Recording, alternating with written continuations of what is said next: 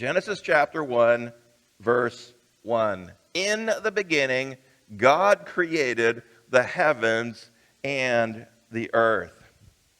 The Bible begins with an unapologetic statement that God exists. Have you noticed that? As you read that, it just says, okay, this is what God did, which means that you have to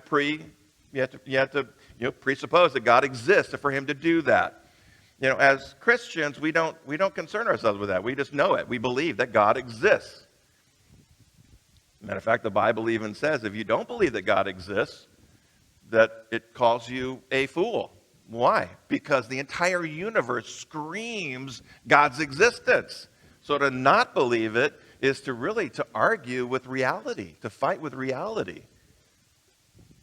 As, not saved until I was 40, I fought with reality for a long time. I understand it. Doesn't explain it, but I understood it. Tells us that God existed before creation. Makes sense. If God created the universe, he had to exist before the universe to create it. Elsewhere in the Bible, it tells us that he is eternal. As temporal beings, people that live in the confines of a linear flow of time, an eternal being is not something that is easy for us to wrap our mind around. It's one of those things we just accept by faith. The Bible also says this in John 1:1 that God was not alone. In the beginning, in John 1:1 starts with, and interesting, was the Word, and the Word was with God, and the Word was God, and he was in the beginning with God. Later on in John, that the Word is identified as Jesus. So God the Father was there in the beginning. Jesus was there in the beginning. And when we get to verse 2, momentarily, we're going to see the Spirit was there in the beginning. Whole Godhead was there. The Hebrew name for this book is Reshith. It's the first word in the book in the Hebrew, and it means in the beginning. It literally translates to in the beginning. The name Genesis, I never even thought about this. These are some things that you're studying, that things you discover you never even thought about. Where does the name Genesis come from? Well, it actually, see if I can say this without butchering it, is a transliteration of the Greek translation of the Hebrew word Toledah, found in Genesis 2:24. And it says, this is the history of the heavens. Actually, I think it's 2:4. I may have misquoted that. I can just look it up. I might just look it up in my Bible really quick so I quote the right verse. It's verse 4. I knew it was. I just mistyped.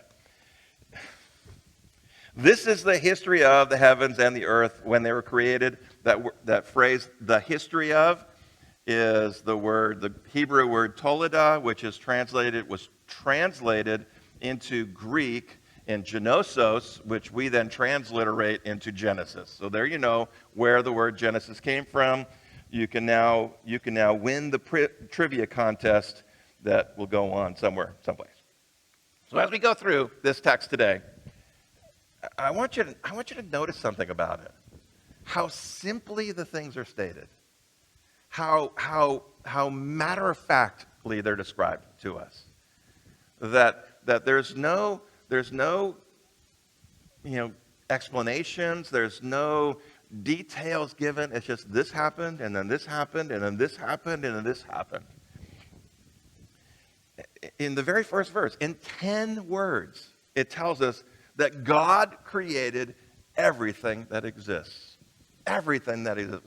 We've got to pause and think about that, because one of the things that we want to extract from this is just the immensity of God.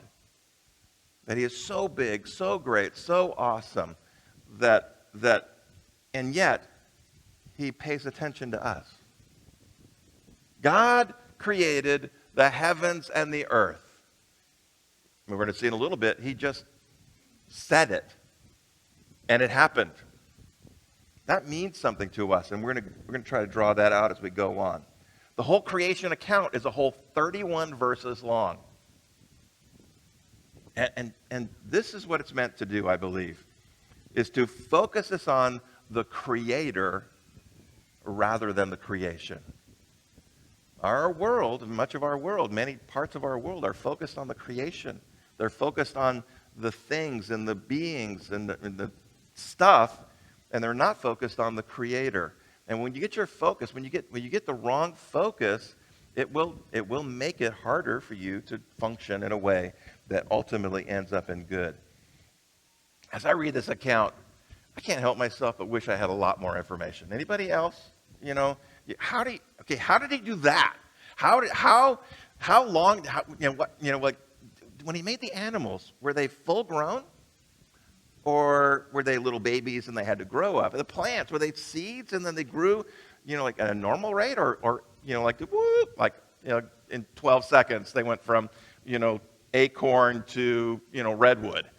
I want to know all that stuff. Maybe it's just me. God chose not to tell Moses those things. So what does that mean for us? You don't need to know. It's not important. It's not the main thing. The main thing is God. And we got to keep our focus there. It's about God.